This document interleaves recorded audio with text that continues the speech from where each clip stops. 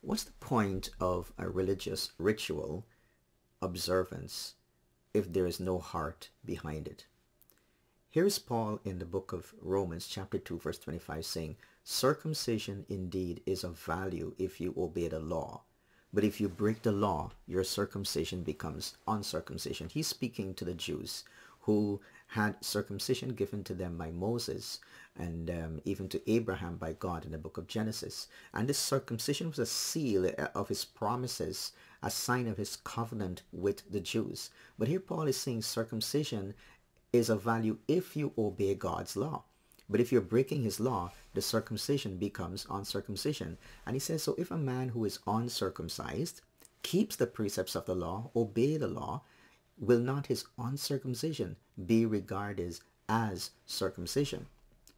Then he who is physically uncircumcised, but keeps the law, will condemn you who have the written code. You've got the law, you've got the written code of the law, and the circumcision. You are physically circumcised, but you break the law. For no one is a Jew who is merely one outwardly, nor is circumcision outward and physical.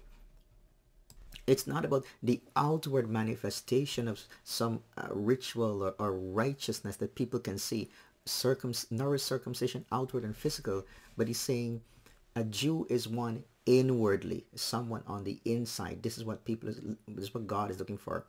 And circumcision is a matter of the heart, by the Spirit, not by the letter. His praise is not from man, but from God. So what God is looking at is at the heart, not what we have done on the outside for people to see, to show that, well, okay, I've done this religious duty or this performance or this ceremony or this ritual, anything like that.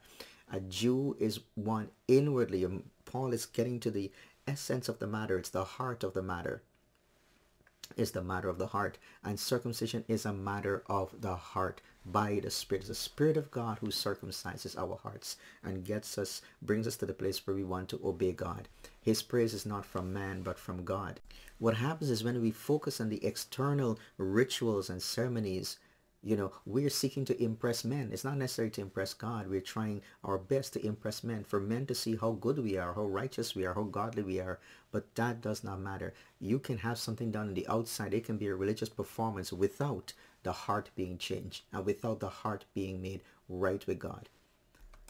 So let us today focus on what's going on the inside. What's going on the heart, not we're showing to people on the outside. And for those who attend a church on a Sunday, you go to the house of God and you go there repeatedly, and we have all these external performances. We may lift our hands in worship, we may sing, we may even go to church, we walk with the Bible and do these things. But it's the heart. What's going on in the heart? That's what matters. That's where God is looking. He is looking at the heart. Man looks at the outward appearance, the Bible tells us, but God looks at the heart. When he looks at your heart today, what does he see? Are we circumcised in the heart?